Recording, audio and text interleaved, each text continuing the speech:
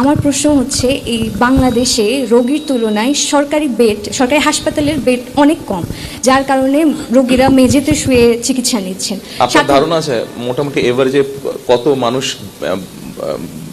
হসপিটালে বারান্দায় থাকে? অনেক, কিন্তু নরমালি হচ্ছে একটা কিছুদিন আগে পত্রিকায় একটা সংখ্যা বের হয়েছিল, সব সারা বাংলাদেশে অন এন এভারেজ একটা সংখ্যা বের হয়েছিল, সেটা জানা নেই। 40 লক্ষ।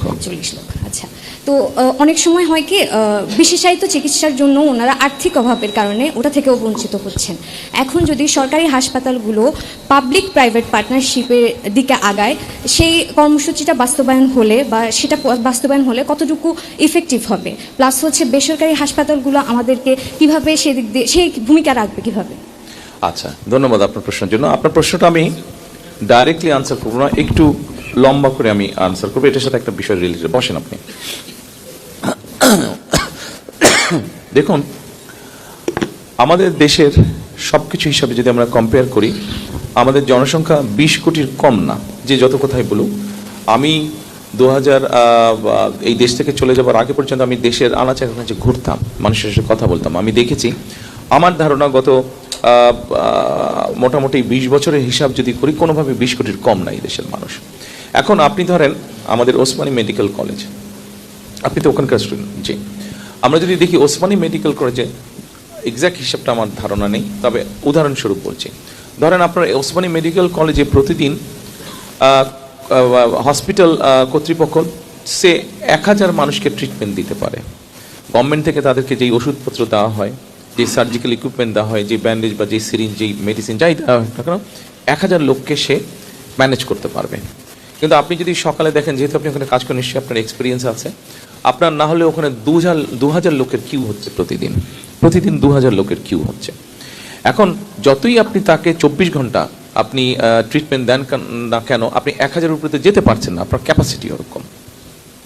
এখন তার মানে কি, মানুষ অসুস্থ হচ্ছে, আসছে, কিন্তু প্রপার চিকিৎসা সুবিধা পাচ্ছে না।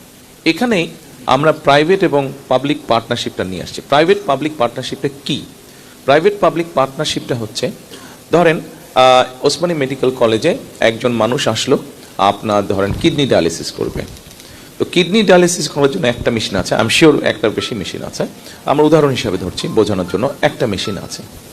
এখন এই একটা মেশিন পুরো মাসে হয়তো 100 জন লোককে ডায়ালিসিস করতে পারে, কিন্তু দেখা যাচ্ছে যে ওখানে ডায়ালিসিস করার জন্য যে কিউটা হচ্ছে, সেখানে 200 জন মানুষ হচ্ছে। আমার ঠিক প্রাইভেট এখানে নিশ্চয়ই এরকম হসপিটাল আছে যাদেরও একই ফ্যাসিলিটি আছে। কোনো একটা নাম বলতে পারবেন private hospital? Sorry, north east medical. আচ্ছা, ধরেন নর্থ ইস্ট মেডিকেলেও ডায়ালিসিস মেশিন আছে। সেই ডায়ালিসিস মেশিনের ক্যাপাসিটি হচ্ছে 100 জন মাসে। তো আমরা যেটা চিন্তা করছি, আমাদের যেটা পরিকল্পনা আছে, সেটা হচ্ছে আমরা Osmani medical north east medical কলেজের সাথে আমরা কথা বলবো, তাদেরকে বলবো, দেখো তোমাদের একটা মেশিন আছে, কিন্তু তোমাদের যেহেতু প্রাইভেট হসপিটাল, তোমাদের খরচ যেহেতু তোমরা বেশি নাও, স্বাভাবিকভাবেই ওরা হয়তো সে মাসে 30 জন লোকই পায়, তার মানে 70টা খালি থাকছে তাদের। আর আমাদের ওসমানী মেডিকেল কলেজ, সেখানে 100 জন বেশি আছে, 100 জনের থেকে 200 জন আছে।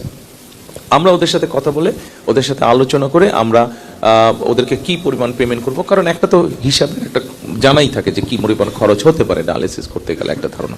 তাদেরকে মিনিমাম তাদের একটা প্রফিট ধরে আমরা বলবো যে তুমি কেবিনে রাখবা পেশেন্টকে। কেউ যদি ওয়ার্ডে থাকতে চায়, সেটার খরচ সে নিজে দিবে, বাট কেবিন পর্যন্ত সরকার বহন করবে।